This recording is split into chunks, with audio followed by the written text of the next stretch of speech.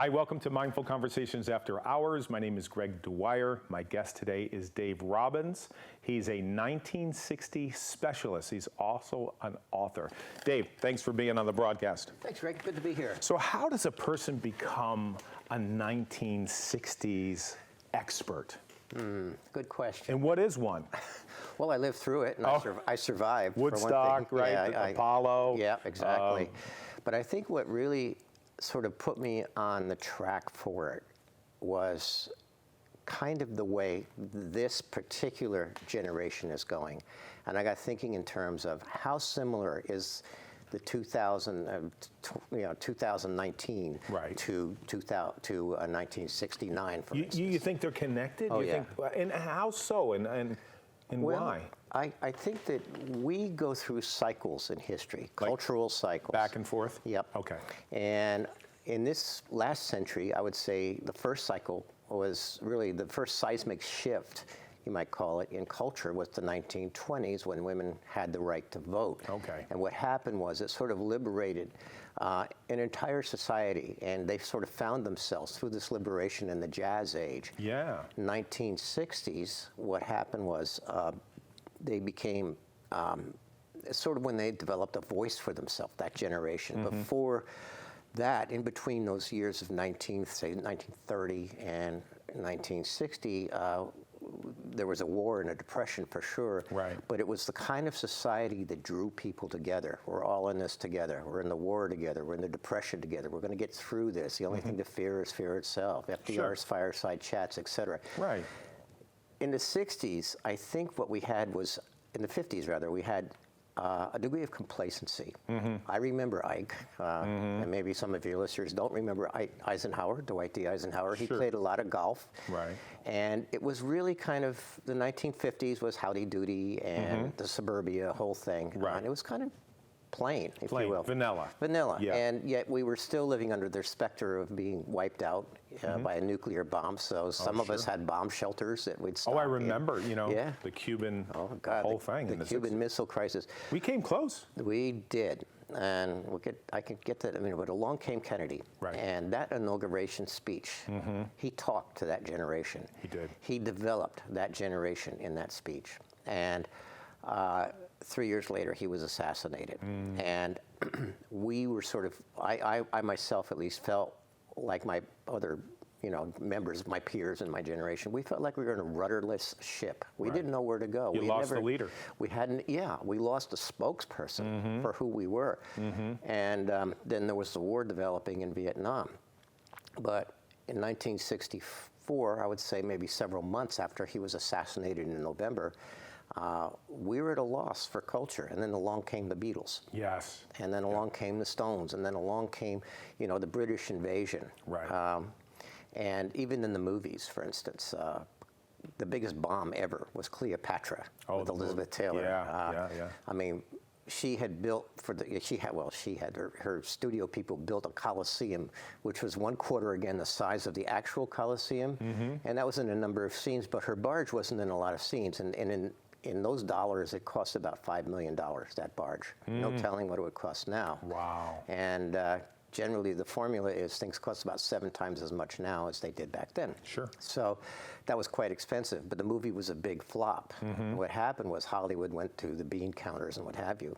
So along came the movies and the British invasion, and along with the British invasion came James Bond and this whole thing. But are you telling me that this generation mirrors that generation? No. Okay, what are you saying? What I'm saying is basically that this generation took, my generation, the 60s, took about 10 years to realize what was happening. Okay. Something is happening now, and it's the same kind of thing. It's a seismic shift, and it may come through Facebook and Twitter or what have you, but what's happening, there is a new sort of generational thought coming from this thing, and we're not going to realize, even after the smoke clears from whatever's going on right now, we're really not going to realize it for another 10 years.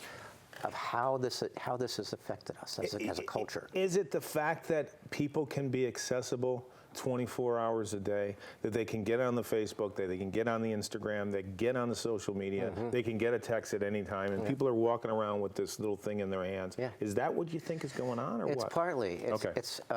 it sort of started in the 70s with the MTV generation. I remember. With the working mothers and what have you. Kids come home from school, watch MTV. Till 4 o'clock in the afternoon, Yeah. right? Yeah, exactly. What do they call those people, kids? They had a name for that. I guess Gen Xers. I call them the insular generation. Right. And the kids became pretty insular. They became more into themselves. Oh, yeah, self-centered, right? Right. And now it's manifested through the fact that, I love being on TV, but I also love being on radio. You're on a radio show, too. Yeah. Right. Yeah, I also love being on radio because, I don't know who's watching, Right. and I can be talking to hundreds of people without even knowing who I'm talking to. And that's sort of tantamount to what's going on with Facebook and with Twitter and the whole thing. Sure. These people are talking individually and expressing more and more and more of the depth of their feelings, good and bad, to the world. Right. And this is a pretty dangerous tool. But Why do you think it's dangerous? Well, if you look what's going on now, every day there's something new coming up on Twitter, which, sets the mood of the day, if you will. And it's like a lot of people are responding to that more from the depths of their feelings about what they read on Twitter and what is coming on from down on high, And what's happening is a lot of people now are digging more into themselves and expressing some of those dark feelings, which they wouldn't have expressed in the 60s. In the 60s, it was more like we needed something. And we were in search of something when the Beatles came along. And then along came the Vietnam War. Right. Well, that united people, no? And also divided people. Because some divided people, but it divided, you might remember the generation gap. Yeah, sure. Between parents and their kids. Yeah, with the long hair and the hippie movement. Right, and the Hawks and the Doves and, Elvis Presley on television doing that dance with his hips. They wouldn't Ed Sullivan. below the hips. Yeah, Ed Sullivan. Ed Sullivan. Right. And that would have been the 50s. That kind of brought it on. Elvis was kind of a, he was a shift away from the old, I don't know, what you call Bobby Vinton kind of thing. Right. Which was kind of, planned and what have you. But now, the Beatles had a real voice. Well, they brought that music. Right. Later, that music through Dylan, who had always been there and what have you, turned to poetry, and it turned to a voice that gave us, the feeling that we could have a voice in protesting this war. Right. And we could have a feeling and express ourselves and just knowing what's going on. So the Vietnam War, you can draw parallels to that, even to what's going on in Syria today. Sure. And so history repeats itself. History repeats itself. Or at least it rhymes, I should say, right? Yeah, right? That's a good point. Yeah, it does rhyme. It sort of, coagulates, if you will, Exactly. and then it uncoagulates, and then it coagulates in a different sort of way. So, as I say, we won't know what the result of this generation is going to be probably for another 10 years, which is interesting because in the 60s, it probably took us about 20 years to figure out what that happened. Right, where now everything is so fast and so quick. And now it's faster. Yeah, Alvin Toffler used in Future Shock said that history, or the moves in technology, for instance, what happened, and there are people possibly still alive today that remember this. They remember the car, the airplane coming in, and many of them lived to see man walking on the moon, and what have you. They've seen so much technology, and before that, when we had more of an, not too far going back, but if we had an agrarian society, things were a lot slower by comparison. Toffler said that, as we get into the future, what's going to happen is going to be logarithmic. It's not going to be linear so much anymore, or it's just going to move very quickly. It's going to move more so. Heaven knows what we're going to be like in 50 years. But we can look back on the 60s, 50 years ago, and say, okay, well, this is where we were, and this is how it might have affected where we are today. Well, let's talk about artificial intelligence. I was just in Arizona over the summer, and a good friend of mine, Kenton, said, you see that car over there? I go, yeah. He goes, that car drives itself. Now, they're talking about artificial intelligence, where it's going to be with you and on you, where you're going to walk in a room and you know a person's net worth, you know what they do for a living. Decisions are not going to be made by looking on your phone because you're going to have the answers. You're going to be there. It's kind of scary. I remember a Twilight Zone episode from the early 60s where computers kind of like, they were smarter than man. Well, nowadays, we're on the verge of that, if we're not there already. We're trying to hold it back, I think. Well, Ray Kurzweil talked about the singularity. And the singularity is when the the computer programming, and it sort of programs itself, surpasses human thought and our rationale. Wow. And we're kind of there now, and that's, that speaks to your car backing itself up and what have you. Oh, yeah, sure.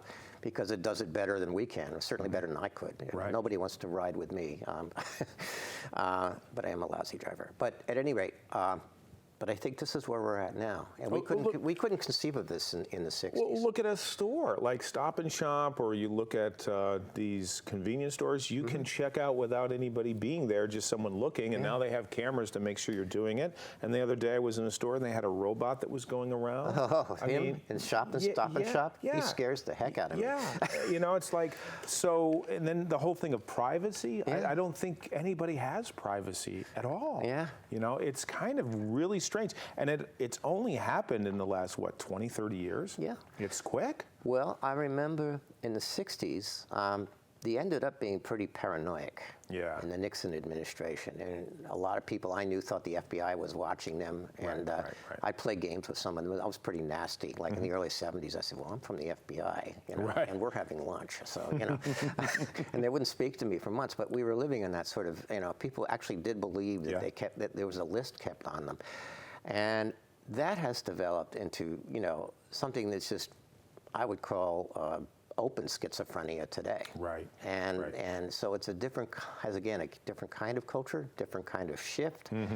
And but that's what my books are about. Yeah, talk about the book, because you're not only an expert in the 1960s, you're also an author. So tell us how you got into that. Okay, I've written, well, actually, the Two-Tone DeSoto, which you see here, it's my first book, and I'm redistributing all three of my books, which is why I'm sort of starting all over with all of them. It's the same books that have been out there, but this way it's I own them. Sure.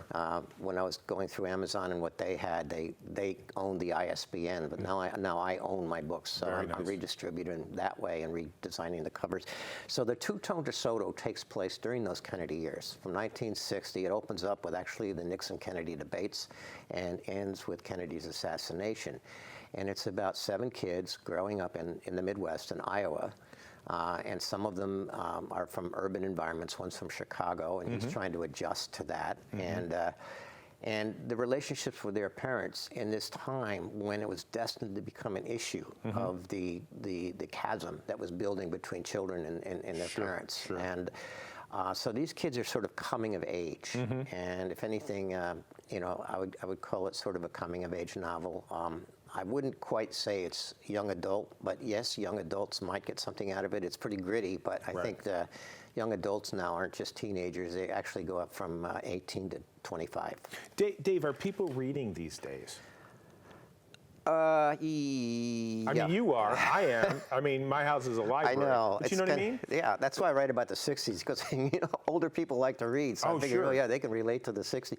But, I think what's happening is it is coming around to that. I hear a lot of people listening to books on tape. And but there's something about holding a printed book in your hand. Oh, I love it. And I don't think it's a shared experience with a lot of the younger people who, the books today are even written a lot more concisely. You have to say what you can in a lot shorter ways. Because their attention span is really quick, right? And thank you, Twitter. 140 characters. And so it's changed our brains. Changed our brains. What it's taken out is a lot of the beautiful sort of descriptions that come with well-written fiction. Wow.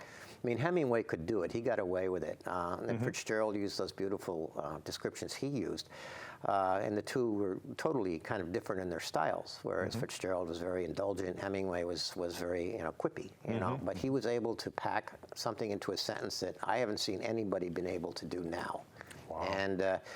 And so I think what's happening is the books are now falling into a formula. They call them beach reads. And a beach read is usually something that's about 90 to 120,000 words, something you can read on vacation on the beach. How many pages is that? Works out to about 350, 320. Like maybe. A little novel. Yeah. Okay. And most novels are that. And that's what agents and publishers want, because they can sell that. Well, we'll talk about the business, because there might be some people that want to write a book. I know one day I will be writing a book. You did not self-publish this, right? This is... Oh, no, I did. Oh, you did self-publish? I did self-publish. So talk about the benefit of self-publishing versus finding a publisher and all of that Well, speaking to a number of authors who have been published traditionally and now want to be self-published, Okay. self-publishing gives you much more control of what you write. All right. That is not to say you can just write a book and put it out there. What you need to do is you go through the process, find yourself an editor by all means, have somebody else look at it, have beta readers and what have you.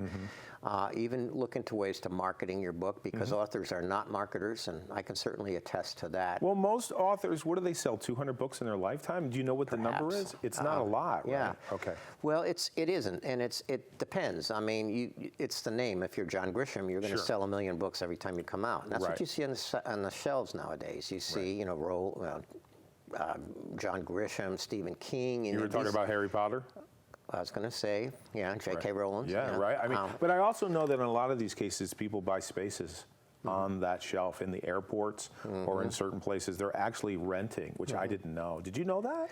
I kind of knew that for magazines. When I was trying to start a magazine way back when, the most powerful person in the magazine industry, and I'm talking publishers, editors, the whole thing, the most powerful person was that cigar-smoking delivery guy who put the magazines on the racks and positioned them because, he was in a hurry to get out of, Walmart or wherever he was putting these things. Interesting. And it was all about positioning. Right. You would pay for special positioning of a magazine by the cash registers, and that would cost a little more.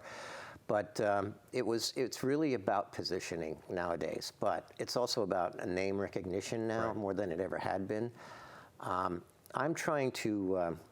I'll go one more step into the novel if you don't mind. Yeah, Basically, sure. This is about 1960, 1963. The second one I did takes two of these characters and moves them into New York City. It's a murder mystery, and it moves them into New York City in 1963, 64.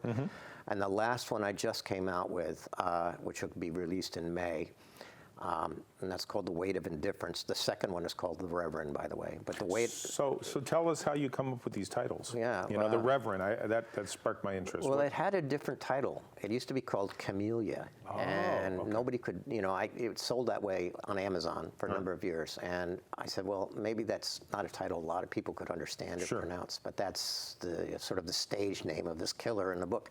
So the Reverend is a killer. The Reverend is the Reverend in the Two-Tone DeSoto who moves to New York with his daughter, and it's about their relationship, but it's also about how a daughter has a relationship with her serial killer father and doesn't know about it. Oh, that's very warped. Yeah, we won't go into more detail about that. It gets even more warped. Really? But the last one, which is my favorite, The Weight of Indifference, takes place. It starts in Watts with the riots there, and one of the characters here goes to become a photographer, photojournalist, and he ends up in Vietnam.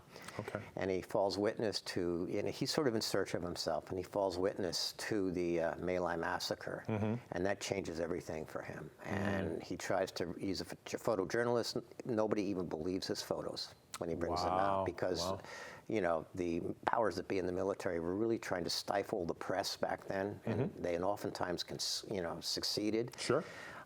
So this is about that. It's about, the media, the military, and, a guy with a conscience. Wow. And so that, to me, is kind of my favorite. Now I'm working on a book about my grandfather, who was a horror writer, and he lived in the 20s. And so it's another trilogy coming up, and this is about his time in Montparnasse. And So it's in your family being a writer. Yeah. Okay. And it is. And I think a lot of people say, well, I can't be a writer. I have a story in me. Everybody has a story. Everybody has a story, yeah. I can't write it. I can't put it down to words, First of all, if you're a writer, you know it. Right. And you know it because when I was growing up, my father was jealous of his father, who was a writer, and my father couldn't get published, but he was pretty successful on Madison Avenue. He was like Don Draper in Mad Men, So he came up with these quippy little lines. But his father was a pretty good writer, and Dad wanted to be one, but one of the things he didn't want me to be was a writer. Why? Because he's a very competitive guy, for one thing, but secondly, he didn't want me to go through the frustrations and the disappointments that he and my grandfather went through as writers, What are they? What are the challenges? Even back then, it's the same thing. It's not so great reviews. It's trying to get your name out there. It's the same thing that that's happening, to writers today, and it's Right. very frustrating. It's a lonely profession. Writing Right. is the most lonely profession, and it's one you have to really be strong to get through. So you have to be focused. Yeah, and But you're- this is not the only thing you do. You also have a radio show. Tell us about what you're doing in radio. That's exciting. Well, we're starting this thing up in January. Okay. We set up the equipment. We have a little studio, if you will. And what we're going to do in the Farmington Valley area is interview live interviews with local artists. Not so much, they don't have to be famous, they don't even have to be published, but everybody has a way of working and how they produce their art. And these can be writers, photographers, painters, anything. Oh, wow. And so what we're going to be talking about is not so much how they've succeeded or what book they're selling, and they can do that, but the thing is, it's how they do it. How they do it. How well, they that's do why it. I'm interviewing And you. I want to know how. Yeah. Well, That's great. in my case, I try to write 1,500 words a day. Okay. I try to set aside as much time as I can. I try to keep it at the same time every day. Excuse me. Usually the Didn't morning. Hemingway do that? Didn't he get up in the morning and write until noon and then go to lunch? That's what I heard. Yeah. Is that true? Okay. Yeah, he did. Okay. Actually. So you're disciplined. Was it a liquid lunch? Why are you laughing? Yeah, It that's was? what it was. It was a Hemingway would liquid. get up in the morning. He would leave the apartment where he lived over a was it a sawmill or something? Yeah. Behind Luxembourg Gardens, and he'd go to La Closière. And he'd write and drink his cafe and creme. And there wasn't anything in the creme de cafe. He would drink that in the morning, but when he was done, he would probably tip a few drinks. And sometimes he would be sitting in that place, and around lunchtime, Scott and Zelda would come by, really. Okay. Yeah. And he was friends with them. And they had been drinking since 2 a.m. Oh, 2 a.m. So it was like, Scott and Zelda had they had a very interesting relationship, F. Scott Fitzgerald, and they had it in spite of one another. Zelda was very jealous of his writing, and that's why Scott didn't write more novels than he could have, and yet he was lost without her. I think that their own depressions were on a collision course. Sure. Something was bound to happen. Yeah. Zelda happened to hold it very well, but Scott really, he very much displayed it, and usually through drink. And Wow. So he and he didn't drink Hemingway did not drink as much as he did, in spite of the rumors. Though he did have a belt or two. Sure. But that was part of the 1926 era. That was the jazz age. That was developing into an age of independence, of art. The Belle Epoque was over, and what was happening was that there was a whole new form of the novel was developing into a different form. Painting, futurism, the whole thing. Everything in arts were changing. The 60s, it was more in the philosophies. Right. And now, ask me in 10 years. But I think that these are the things that make up the generational shift we're talking about. So this radio show is it's going to be called Media Culture Magazine. Very nice. And we're calling it a magazine, even though it's on air, like 60 Minutes. Yeah, I used to be remember that. called a Yeah, magazine. do you remember that? Yeah. Sure. But we hope that from this we'll develop a kind of an interesting magazine, which will be a combination magazine and video thing.